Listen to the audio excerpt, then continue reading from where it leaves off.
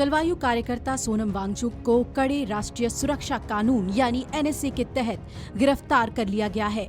गिरफ्तारी के कुछ ही घंटों बाद राजस्थान के जोधपुर में उन्हें ट्रांसफर कर दिया गया। सूत्रों ने पहले ही जानकारी दी थी कि वांगचुक को जल्दी ही लद्दाख से बाहर ले जाया जा सकता है। NSA बिना जमानत के लंबी अवधि के लिए एहतियातन हिरासत में रखने की अनुमति देता है और इस बीच वांगचुक की गिरफ्तारी के बाद लेह में इंटरनेट सेवाएं निलंबित कर दी गई हैं। सोनम वांगचुक पर हिंसा भड़काने के मामले में एक FIR दर्ज की गई। इसमें उग्र हुए सोनम वांगचुक ने केंद्र सरकार को धमकी दी थी, अगर उन्हें गिरफ्तार किया गया तो मुश्किलें बढ़ेंगी। इसी बीच लेह में लगातार तीसरे दिन भी निषेधाज्ञा जारी रही और एहतियात के तौर पर इंटरनेट सेवाएं बंद रखी गईं।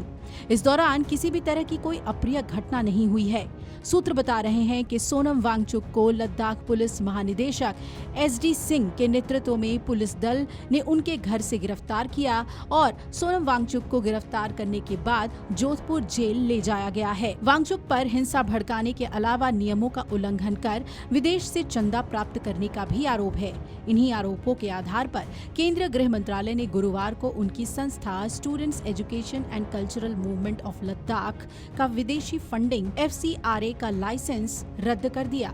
लेह में राज्य का दर्जा और इस क्षेत्र को संविधान की 6ठी अनुसूची में शामिल किए जाने की मांग को लेकर हुए विरोध प्रदर्शनों के दौरान भड़की हिंसा में 4 लोगों की मौत हुई थी। हालांकि वांगचुक पर लगाए गए आरोपों का भी अभी पता नहीं चला है। सरकार ने हिंसक विरोध प्रदर्शनों के लिए वांगचुक को जिम्मेदार ठहराया और आरोप लगाया कि कार्यकर्ता ने नेपाल के जनरेशन Z विरोध और अरब स्प्रिंग शैली के विरोध जैसे संदर्भों का इस्तेमाल करके अधिकारियों ने बताया कि लद्दाख के पुलिस महानिदेशक SD सिंह जामवाल के नेतृत्व में पुलिस दल ने दोपहर 2:30 बजे वांगचुक को हिरासत में लिया। ये कार्रवाई केंद्रीय गृह मंत्रालय की ओर से उनके students education and cultural movement of Ladakh यानी सेकमॉल का FCRA लाइसेंस रद्द करने के एक दिन बाद ही हुई।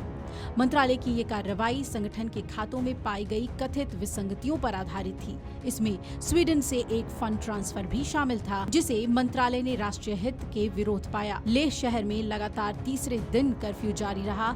लेह एपेक्स बॉडी की ओर से बुलाए गए बंद के दौरान व्यापार झड़पों में 4 लोगों की मौत और लगभग 90 लोग घायल हुए और बुधवार शाम को प्रतिबंध लगाए गए। पुलिस और अर्धसैनिक बल के जवान दंगारोधी उपकरणों के साथ सड़कों पर गश्त करते रहे।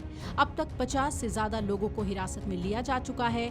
अधिकारियों ने संकेत दिए हैं कि बाद में कर्फ्यू में ढील भी दी जा सकती है ताकि जरूरी सामान लोग खरीद सकें। जिला मजिस्ट्रेट रोमिल सिंह डोंग ने लेह के सभी स्कूलों, कॉलेजों और आंगनवाड़ी केंद्रों को 2 दिनों के लिए बंद करने का आदेश दिया है।